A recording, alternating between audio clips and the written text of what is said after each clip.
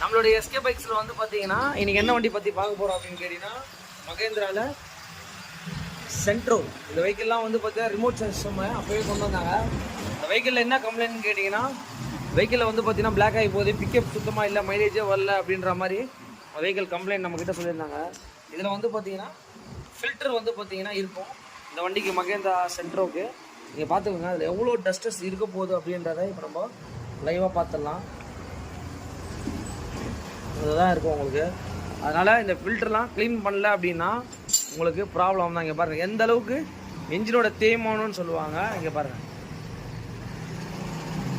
இதெல்லாம் கம்ப்ளீட்டடாக நம்ம ஒரு விஷயமும் வந்து கழட்டி நம்ம க்ளீன் பண்ணணும். அப்போ தான் வந்து உங்களுக்கு ஆயில் சர்க்குலேஷன் கரெக்டாக போகும் உங்களுக்கு. அங்கே பாருங்கள். அதனால் இந்த மாதிரி ரெகுலராக வீடியோஸை நம்ம சேனலில் பார்க்குற மாதிரி இருந்ததுன்னா subscriber, share, thanks to all. இந்த மாதிரி வந்து பார்த்தீங்கன்னா நம்ம ரோட்டரை வந்து பார்த்தீங்கன்னா நம்ம க்ளீன் பண்ணி தான் ஆகணும். அந்த ரோட்டரில் எவ்வளோ டஸ்ட் இருக்குன்றத இப்போ நம்ம பார்த்துடலாம் உங்களுக்கு. அங்கே பாருங்கள் தெரியுதுங்களா? நம்ம பார்த்தீங்கன்னா தெரியும் உங்களுக்கு. பாருங்கள் இந்த அளவுக்கு டஸ்ட்டு இருந்தால் வெஹிக்கிள் உங்களுக்கு எப்படி, இங்கே பாருங்கள் பார்த்தீங்களா? இதெல்லாம் வந்து ரொம்ப வருஷமாக வந்து பார்த்தீங்கன்னா வெஹிக்கிள் அப்படியே ரன் பண்ணிகிட்டே இருக்காங்க. பாருங்க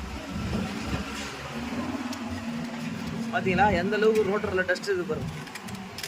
இதெல்லாம் க்ளீன் பண்ணால் மட்டும்தான் உங்களுக்கு மைலேஜ், இன்ஜினோட பர்ஃபார்மன்ஸு எல்லாமே உங்களுக்கு நீட்டாக இருக்கும்.